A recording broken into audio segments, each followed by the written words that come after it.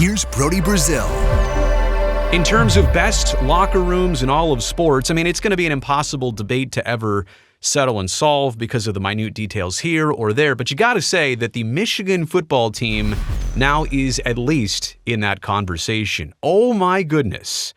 A $7 million overhaul. Wouldn't you like to be a football player for the Michigan Wolverines? That is their new locker room. You can tell that's not it. That's not just it, by the way. It's not just that small area that looks really nice. This is a huge facility. We'll get to all the amenities and details. I'll show you the photos. I'll break this down here in just a second. All of this comes from that donation of $7 million from the Brown Monroe Foundation. It's a total overhaul of just the football locker room. And Michigan says in a press release that this gift will also be utilized to support ongoing maintenance requirements and long-term infrastructure needs. So glad to see that they've built this. They're thinking smart about the future. They didn't waste all their money on this and kind of blow it all in one spot. They want to make sure that this setup and situation lasts for a very long time. All the photos you're about to see before we get to them, I'll let you know what each player has. A personal reclining chair, a personal shoe locker. There's a team golf simulator. There's a trophy display for the history of Michigan football there. There's a theater-style room. Big screens, reclining seats, high chairs in the back, a 2-lane bowling alley. Excuse me. There's a 2-lane bowling alley inside the Michigan football locker room. And there's more. A pool table, which is fine. I mean, that's not an uncommon thing for sports teams to have, or a ping pong table, but they've got a pool table, and a barber shop.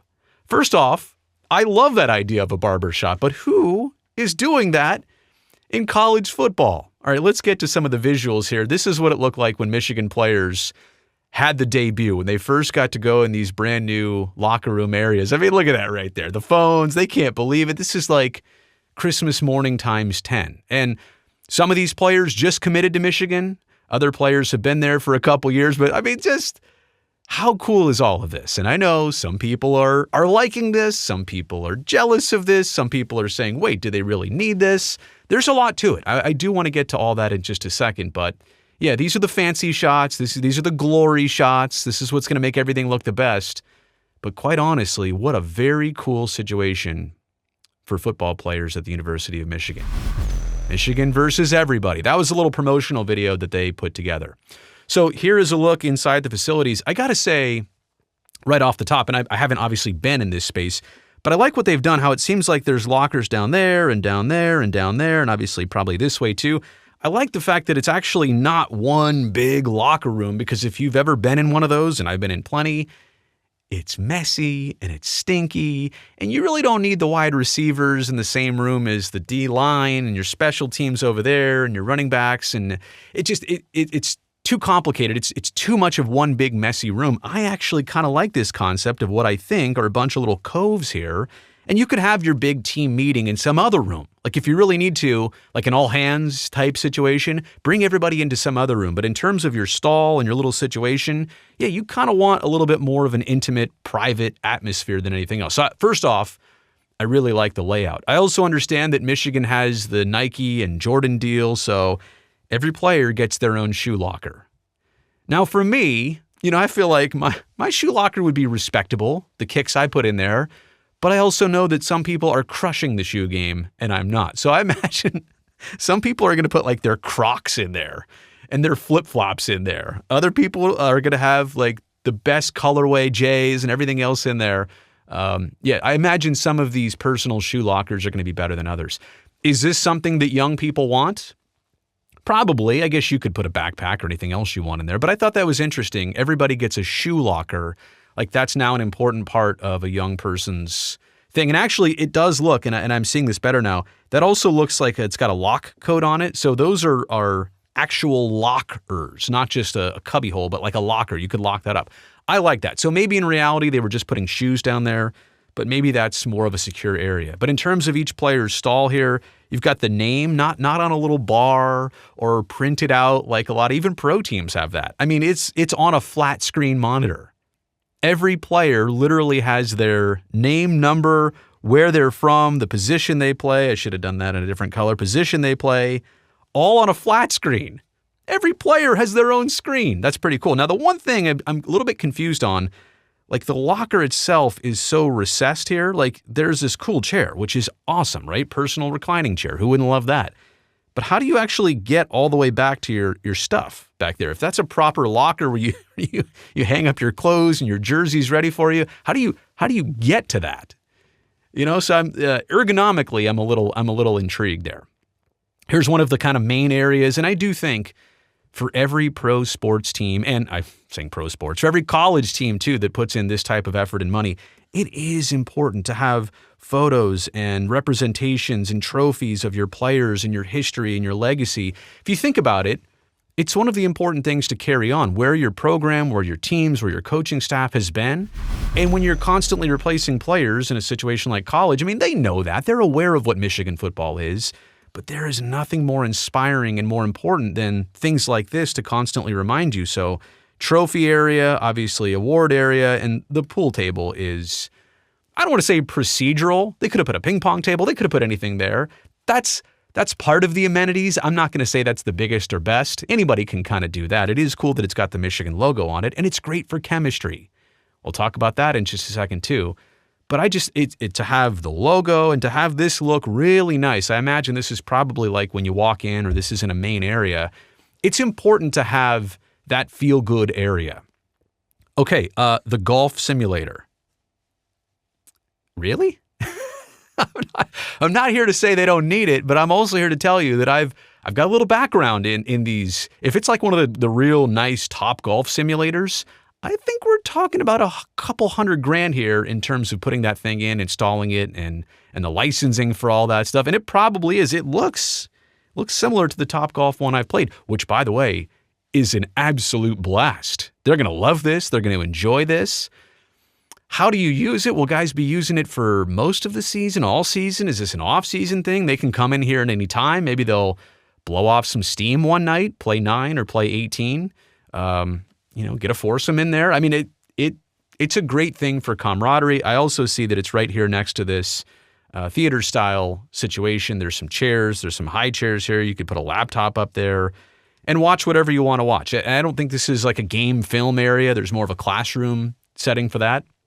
But this is kind of a lounge and relax area. I really like it. I'm just saying that like the golf simulator is kind of the thing that puts it close to over the top. The Barber Shop is awesome, though. Now, I imagine that also means that they're going to have to employ, there's 2 chairs here. Did I just do 1 and 1?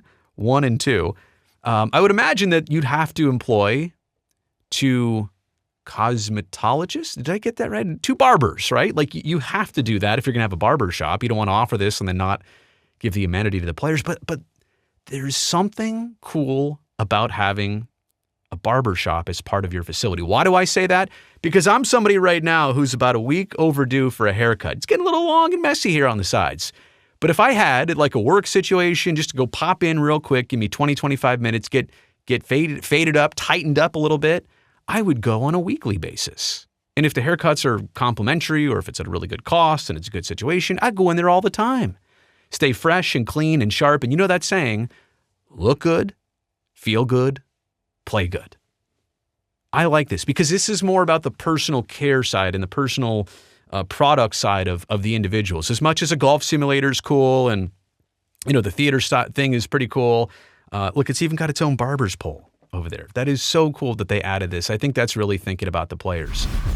Oh, wait, I forgot because I said the golf simulator was overboard, and let me take that back. The 2-lane bowling alley, which you saw in the video, and you can also see right here, the lane goes that way.